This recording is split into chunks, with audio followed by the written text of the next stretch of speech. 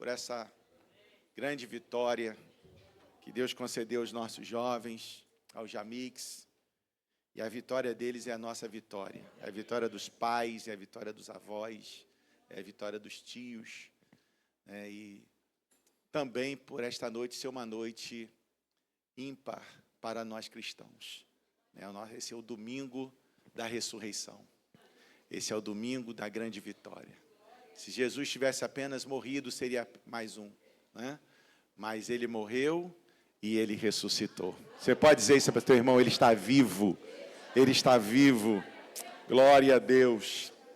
Pegue a sua Bíblia, por favor. Vamos meditar na palavra do Senhor rapidamente. Deixar aqui uma palavra para a igreja.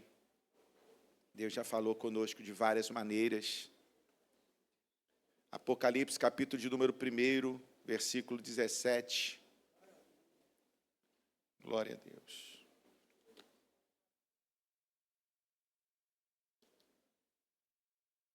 Para quem está sem um exemplar da Bíblia, nós temos aqui, vai estar aqui no Notas. Apocalipse, isso.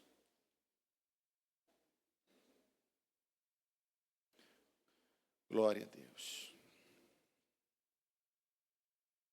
São muitas traduções a Bíblia, né, irmãos? E aí fica até difícil agora a gente ler sem auxílio do Data Show. Mas diz assim, versículo 17 e 18.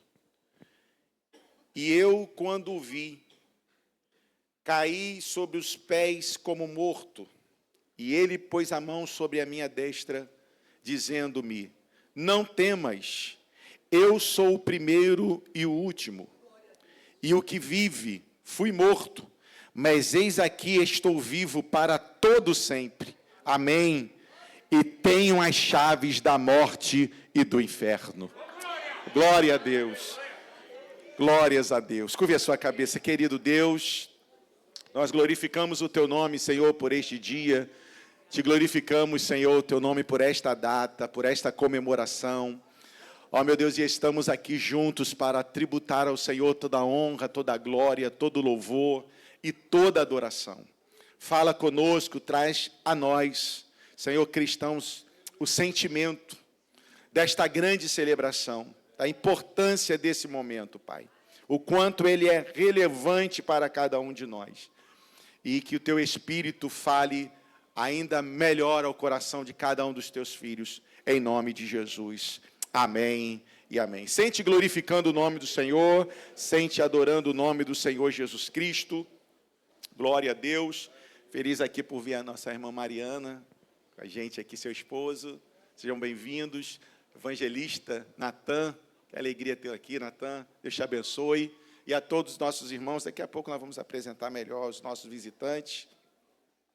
Irmãos, a Páscoa ela faz parte das festas judaicas, porque, na realidade, ela é uma festa judaica, inicialmente falando. Ela deu-se o início através das comemorações dos judeus, quando o Senhor os libertou do Egito. Todos conhecem muito bem essa história, mas nós queremos trazer mais uma vez, a lembrança dos irmãos. O povo de Israel estava no Egito, subjugado há mais de 430 anos, e o Senhor, então, através da última praga enviada sobre o Egito, que é a morte dos primogênitos, o Senhor dá um decreto para Moisés passar para o povo, e essa última praga era o anjo da morte que entraria no meio do Egito, e quem não tivesse nos umbrais da porta com o sangue do cordeiro que foi emolado, certamente seria morto por esse anjo. E aí, diz a Bíblia, que Moisés passou essa ordem para aquele povo. E eles assim cumpriram aquela ordem. E assim foi feito. E o anjo passou, e essa passagem do anjo da morte, por cima da porta, onde estava o sangue colocado, ele não entrava, e é desta passagem aí que vem o nome Páscoa. A palavra Páscoa, ela quer dizer exatamente isso, passagem. E os judeus comemoram essa festa até os dias de hoje. São, na realidade, 7 festas que eles comemoram. A festa da Páscoa, a festa dos pães ázimos, a festa das primícias, a festa do Pentecoste. No outono, isso é na primavera, no outono eles comemoram a festa das trombetas, da expiação e das cabanas ou tabernáculos. Então, é um povo muito festeiro, né? É um povo que gosta muito de festa. E não é ruim gostar de festa. É bom celebrarmos. Deus, Ele gosta de celebração. Deus, Ele gosta de festa. Mas hoje nós estamos aqui celebrando a Páscoa. E para nós a Páscoa, na realidade, é a libertação que o Senhor nos concedeu através da sua morte e da sua ressurreição, dando a sua vida por nós na cruz do Calvário e ressuscitando ao terceiro dia. Esta é a nossa comemoração. Para os judeus, a festa se dá através da morte do cordeiro que foi imolado para uma família, e o sangue daquele cordeiro colocaria sobre os umbrais daquela porta. Para nós, esse cordeiro foi o próprio Senhor Jesus Cristo. A nossa Páscoa, enquanto eles comemoram anualmente, nós comemoramos todos os meses, porque a Páscoa, para nós cristãos, é a ceia do Senhor. Na ceia do Senhor, nós comemoramos a sua morte, nós comemoramos a sua ressurreição. Mas uma palavra alvissareira, ela vem para nós no dia de hoje, é que a manjedoura está vazia, a cruz está vazia e o túmulo está vazio. Aleluia! Nós podemos celebrar nesta noite, porque o Senhor venceu todas as etapas da sua vida enquanto estava aqui nesta terra. E eu quero liberar uma palavra para você nesta noite. Você vai vencer as etapas da sua vida. Você vai vencer aquilo que está proposto para você. Não desanime, não desiste, não pare, porque Deus está contigo. Deus está na sua frente. E eu quero, irmãos, trazer aqui à igreja, rapidamente, o que a Páscoa ela traz de ensinamento para nós. Tem muitos ensinamentos que a Páscoa traz. Eu sei que muitos aqui pregariam até de outras formas. Mas eu quero rapidamente trazer para os irmãos, o primeiro ensinamento que a Páscoa traz para nós é o cumprimento de uma promessa esperada. Deus, ele faz a promessa para Abraão, que ele levaria o seu povo para uma terra que mana leite e mel. Está lá em Gênesis capítulo número 12. Saia, Abraão, da sua terra, da sua parentela, da casa do teu pai, e vá para uma terra que eu lhe mostrarei. Abraão saiu pela fé, sem saber para onde ia, mas sabia que se Deus estava direcionando, tinha coisa boa para vir pela frente. Glória a Deus. E Abraão, então, a Bíblia diz que tem o seu filho Isaac, Isaac gerou Jacó, e Jacó teve os seus filhos, e os seus filhos foram morar no Egito, através da ida de José para lá, e assim habitou o povo de Israel, o povo hebreu, no Egito, e ficaram ali, como eu disse, os 430 anos, mas eles estavam esperando uma promessa que Deus havia prometido, e Deus, irmãos, Ele é fiel para cumprir as suas promessas. Você pode dizer isso para o seu irmão? Deus é fiel para cumprir as suas promessas. Pode parecer que está passando muito tempo, mas Ele vai cumprir as suas promessas. O que basta para a sua igreja é permanecer fiel ao Senhor, porque os fiéis conseguiram colocar o pé na terra. Alguns ficaram pelo deserto. Até Moisés não entrou, por causa de uma falha que cometeu no decorrer do deserto. Mas aqueles que permaneceram fiéis conseguiram colocar o pé na terra. E qual é a promessa que Deus tem para a sua igreja nos dias de hoje? É a nossa terra prometida. Nós estamos caminhando para lá. É para lá que está indo a igreja. Glória a Deus, e o Senhor veio aqui, deu a sua vida por nós, nos libertou do pecado. O povo de Israel, o povo hebreu foram libertos do Egito, nós fomos libertos do pecado. Não tinha como você se libertar do pecado, mas Jesus, ele deu a sua vida por nós. Aleluia. Números capítulo de número 23 diz assim: Deus não é homem para que minta, nem filho do homem para que se arrependa. Será que tendo ele prometido não fará? Ou tendo ele falado não cumprirá? E diz o texto: eis que recebi, é Balaão dizendo aqui, eis que recebi uma ordem para abençoar. Ele abençoou e eu não posso revogar. Deus liberou uma palavra, Deus ele liberou a bênção sobre a igreja, e a maldição não tem poder sobre nós. Aleluia. Balaque queria que o povo de Israel fosse amaldiçoado. Ele falou, não tem como, porque Deus liberou a palavra de bênção. Deus mandou abençoar esse povo, não tem nada que possa ir contra esse povo, porque a bênção foi liberada. E o que eu posso fazer? Não tenho como revogar isso, porque é decreto de Deus, e é decreto de Deus abençoar a sua vida, é decreto de Deus abençoar as nossas vidas. Nós estamos debaixo da bênção do Senhor. Aleluia. Para nós não há encantamento, para nós não há trabalho na encruzilhada, para nós não há nome na boca do sapo, para nós não há nada disso, porque nós estamos guardados em Cristo. Diga isso para o seu irmão, você está escondido em Cristo, você está escondido do Senhor. Oh, aleluia, aleluia. Nenhuma seta pode contra a sua vida, nenhum mal te sucederá, nem praga alguma vai chegar à sua tenda, na sua casa, sobre os seus filhos, sobre a sua família. Cristo morreu para te dar esta segurança. E nós precisamos tomar posse disso. Aleluia. Há um decreto de Deus, há um decreto do Senhor, de uma promessa. E Ele é fiel para cumprir. Se eu fosse perguntar aqui, quantos aqui têm promessas de Deus? Eu tenho certeza que todos nós levantaríamos a nossa mão. Na Bíblia há dezenas, centenas de promessas para nós. O que nós precisamos é estar guardados em Deus, esperando esse momento. É difícil o tempo da espera. O tempo da espera é o tempo do processo. O tempo da espera é o tempo do arroxo. Porque às vezes o problema não é Deus nos entregar a promessa, é a gente estar preparado para receber essa promessa. Às vezes o maior problema de recebermos a promessa somos nós mesmos. É que Deus está nos tratando, Deus está nos moldando, Deus ele está nos preparando para receber a promessa. Mas eu não tenho paciência de aguardar esta promessa e quero dar um jeitinho, como foi Abraão fez. Né? A gente quer dar um jeitinho para resolver logo e tomarmos posse dessa promessa que Deus tem para a nossa vida. Mas aguarde, tenha paciência. A Bíblia diz que na vossa paciência possuía vossas almas. A Bíblia diz, aquele que crê não se apresse.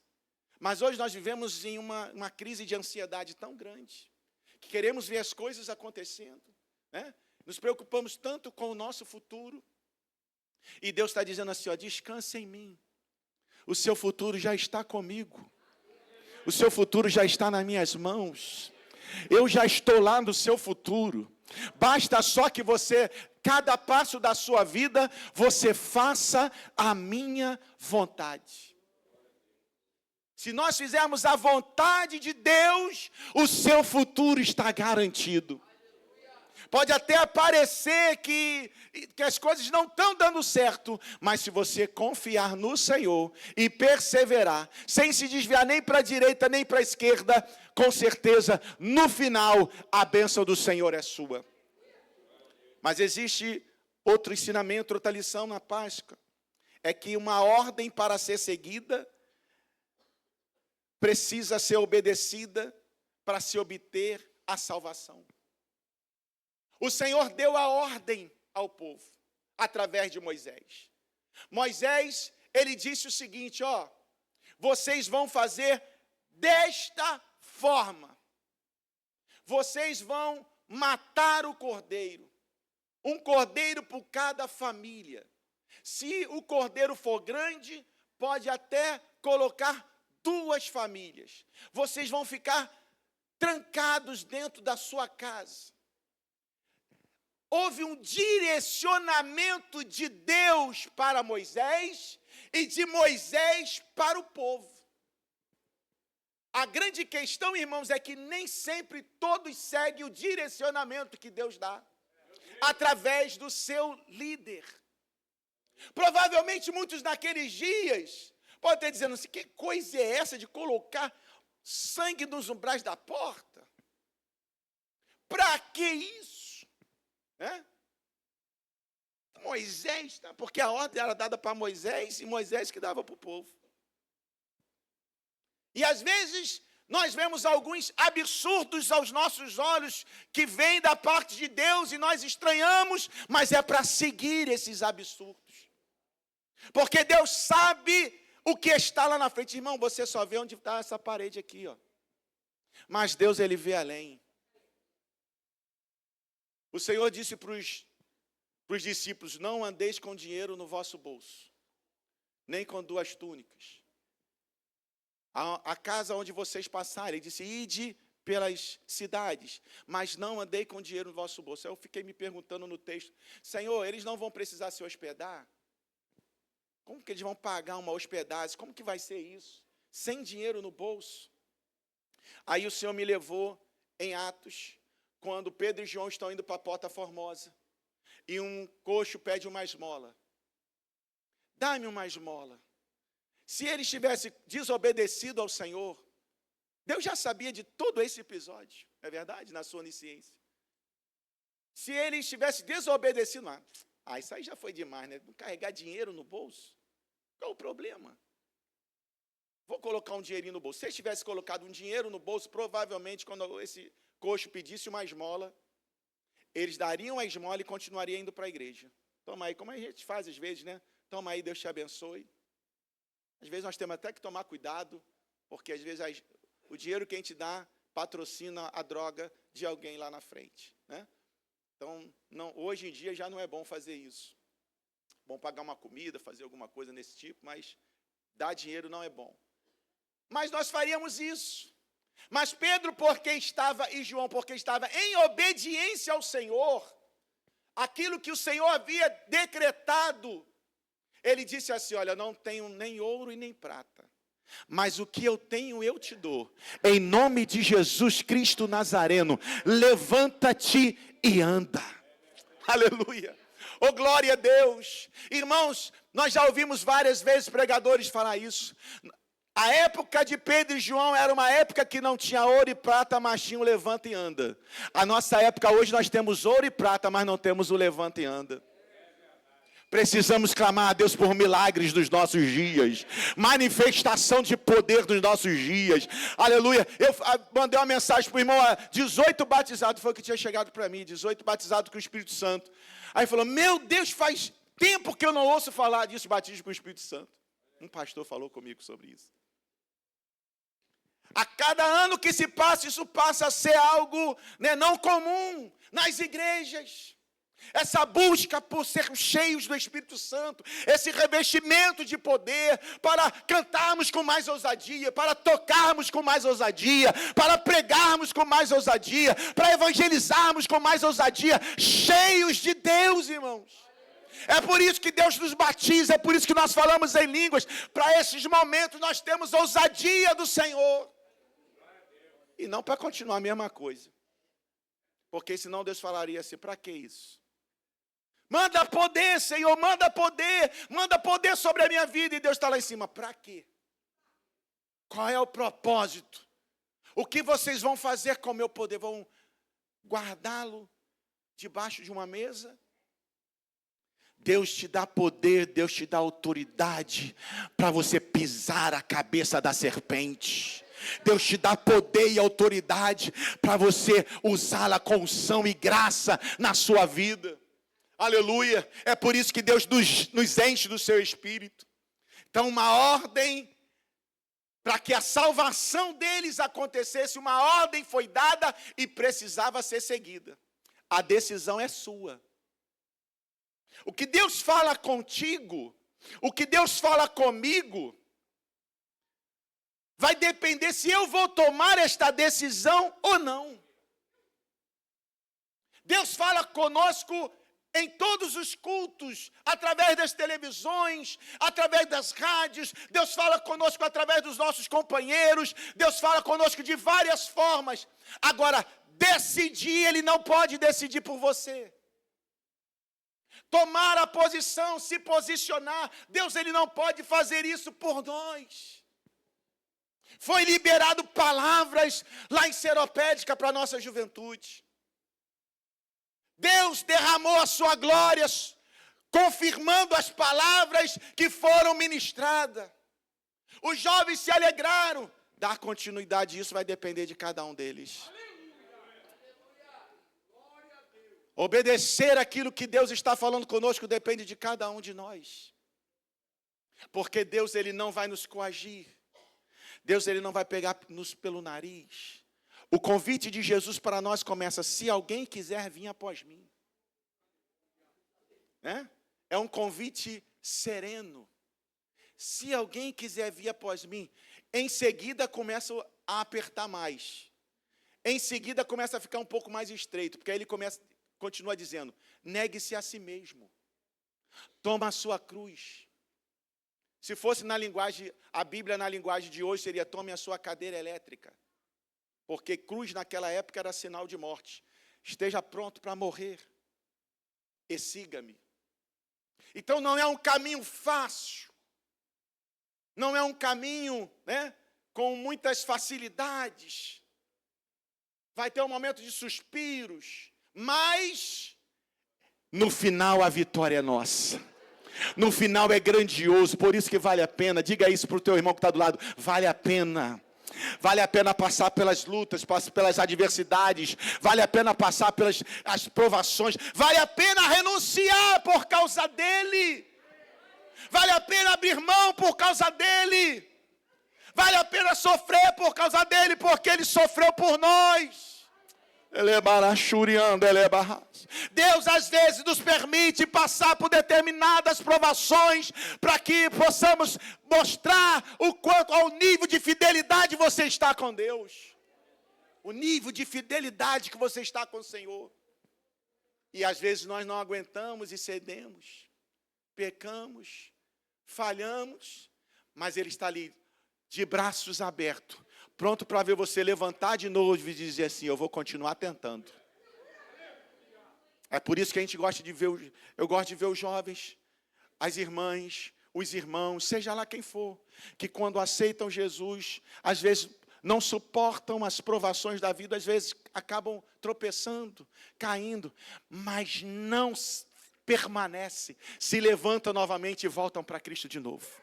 Aleluia, aleluia. E não importa quantas vezes, quantos momentos, o importante é você não desistir, você não parar, você continuar dizendo assim: eu posso até falhar, tropeçar, mas eu vou continuar servindo a esse Deus. Ô irmãos, quando Jesus voltar, Ele não vai encontrar um monte de irmãos perfeitos, não. Quando Jesus voltar, Ele vai encontrar um monte de irmãos querendo ser perfeitos. Perfeito nós não somos. Mas estamos lutando, a gente cai, falha, fala alguma coisa que não deveria, pensa coisa, e Deus vê os nossos pensamentos, Ele lê os nossos pensamentos. E Ele sabe que nós não somos perfeitos, mas Ele quer ver em nós essa luta. Paulo vai dizer: é peleja por dentro e batalhas por fora. Essa é a vida do cristão, pelejas e batalhas. Mas o revestimento do Senhor é importante para nós conseguirmos a nossa salvação. Oh, glória a Deus. Aquele só saiu do Egito quem obedeceu a ordem de Moisés. Quem aceitou esses desígnios de Moisés. Você percebe que nem todo mundo era fechamento com Moisés quando chegou diante do Mar Vermelho. Não é verdade? Porque quando chega diante do Mar Vermelho, tem montanhas do lado, montanha do outro, Mar Vermelho na frente, vem Faraó atrás. O povo está dizendo assim: rapaz, não falei que não era melhor a gente ter ficado lá no Egito? Pelo menos lá tinha cebola. Pelo menos lá tinha pepino. Olha o que eles lembraram. Cebola, tem misericórdia. E não sabia que o Senhor tinha maná para eles ali na frente. Tinha frango, para eles cozinhar gostoso lá na frente. A irmã ali com o frango, que a gente passou a semana toda comendo frango, né, irmã? Foi uma luta, né? Agora eu estou entendendo o povo comendo frango direto assim lá no deserto. Não pode murmurar não, irmãos. Porque tem gente que tá até difícil para comer ovo hoje.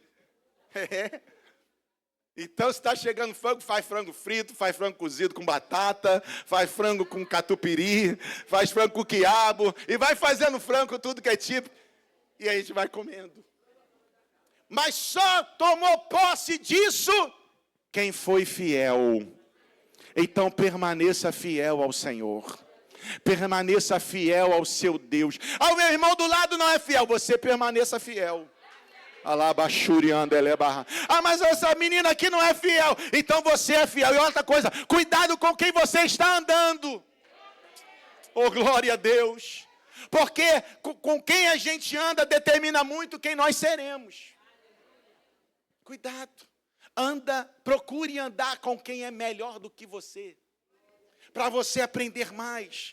E eu termino. Vou concluir aqui. Essa ordem era uma ordem para se obter a salvação. Era uma decisão que tiraria eles da escravidão para a liberdade. É uma decisão que tiraria eles, né, para uma nova vida. E essa é uma decisão pessoal. O pai não pode tomar pelo filho, pela filha. A filha não pode tomar pelo pai. Vamos, não, eu quero ficar aqui. É uma decisão pessoal que nós precisamos tomar. Deus não vai colocar cabresto, porque Deus, Ele nos quer por amor. Deus, Ele nos quer por amor. Deus, Ele não te quer na base da força, porque na base da força as coisas não andam, mas quando é por amor, não tem jeito. Porque a Bíblia diz que o amor tudo sofre, tudo crê, tudo espera e tudo suporta. O cordeiro precisava ser morto por família. E esse cordeiro, como eu disse, ele poderia ser morto até por 2 famílias. Mas o Senhor Jesus na cruz, Ele acabou com isso. Em Gênesis capítulo 3, versículo 21, um cordeiro ele foi morto por um casal.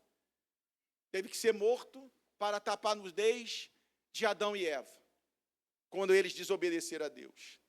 Em Levítico 4, 20, um cordeiro ele foi morto por causa de uma nação.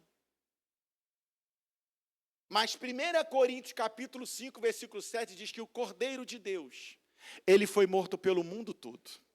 Jesus. E o Cordeiro de Deus foi um Cordeiro perfeito. Não há mais necessidade de mortes, porque o sacrifício de Jesus foi um sacrifício perfeito. Ele foi uma ovelha muda levada para o matadouro, para que o nome do Senhor fosse glorificado nas nossas vidas. Oh, irmãos, eu glorifico ao nosso Deus, porque esse Cordeiro que morreu, ele nos aponta para a volta de Jesus Cristo. Alguns estudiosos dizem que de Adão até Abraão se deram 2000 anos. De Abraão até aos 33 anos da morte de Jesus, também se deu 2000 anos. Da morte de Jesus até os dias de hoje, se deu 1996 anos. Faltam 4 anos para nós chegarmos a 2000 novamente. Existe uma expectativa. Algumas pessoas até acreditam que Jesus voltará nesse dia. Nós não podemos dizer isso. Mas é um estudo interessante, né? 2000 anos, 2000 de Abraão, né? Eu estava dizendo isso hoje na classe do discipulado. Como a igreja deve estar diante disso? A igreja deve estar preparada para Jesus voltar hoje. Não é daqui a 4 anos, não é daqui a 20 anos, 50 anos, 100 anos. Não importa quando Jesus voltar, quando Jesus virá. O que importa é que eu preciso estar preparado. E é isso que Jesus está mandando dizer para nós aqui. Esteja preparado. Diga isso para o seu irmão, pelo menos para 2 pessoas. Esteja preparado para esse dia. Esteja preparada para esse dia. Aleluia. Moisés, ele disse ao povo assim, olha, fiquem preparados, tranque as suas portas, porque vai chegar um momento em que vocês vão precisar sair. E a ordem é essa, se vestem, sapato nos pés, estejam preparados, comem as ervas amargas e pão sem fermento. Isso tudo para que eles ficassem na lembrança o tempo de sacrifício que eles passaram ali no Egito. E como eles precisavam ter a vida deles santificada diante do Senhor. E assim é com a sua igreja, irmãos. Nós precisamos estar com as nossas vestes prontas. Nós precisamos estar com os nossos pés calçados. Porque quando tiver o tocar da trombeta, a igreja vai subir. E aquele que não estiver preparado, esse vai ficar. Mas eu quero crer nesta noite que toda a igreja que está aqui em Auma, aleluia, ao toque da trombeta, irá encontrar com o Senhor para sempre na eternidade. Fique de pé na presença do Senhor, aleluia.